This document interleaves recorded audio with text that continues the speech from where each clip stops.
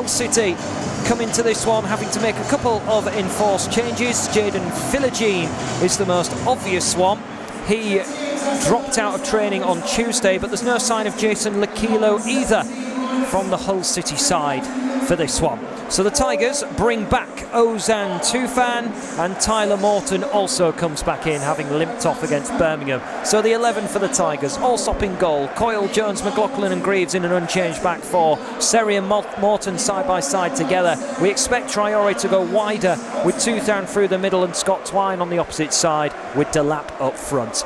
The bench for the Tigers this afternoon features Matt Ingram, Ruben Vinagre, Greg Doherty, Aliar Saimanesha returns, Harry Vaughan, James Fairlong may feature as well, Andy Smith, Cyrus Christie. Only a place on the bench today for Aaron Connolly. And Allsop will take as much time as he can.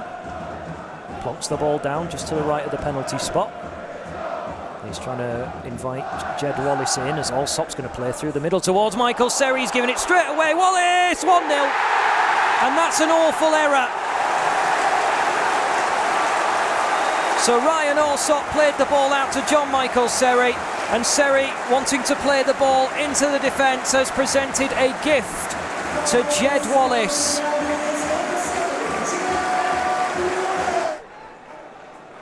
Jones, Traore on this right-hand side.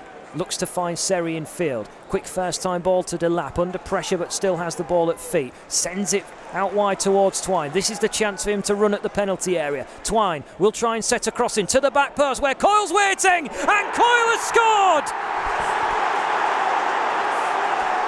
Both captains, net at each end at the Hawthorns, and Louis Coyle is the one to do it. He's congratulated by every outfield player.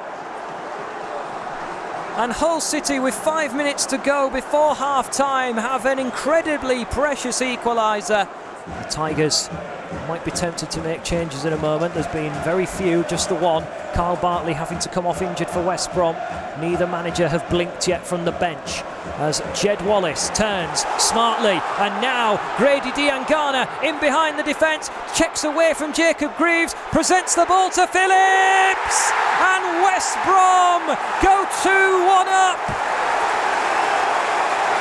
Carlos Corberan and his staff go wild in the technical area, and the West Brom fans go wild in the stands.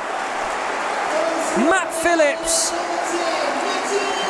given the ball from Diangana on that right-hand side. They've been opened up, the Tigers, and punished. West Brom 2, Hull City 1.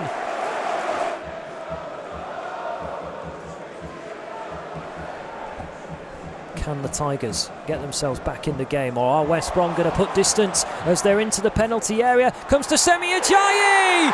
It's 3-1! Off the bench and on the score sheet, Semi Ajayi! And West Brom might be out of sight.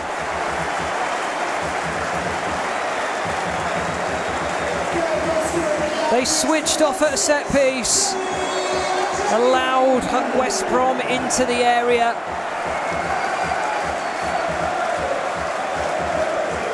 And Semi Ajayi off the bench for Carl Bartley, who's come off injured, back in the team.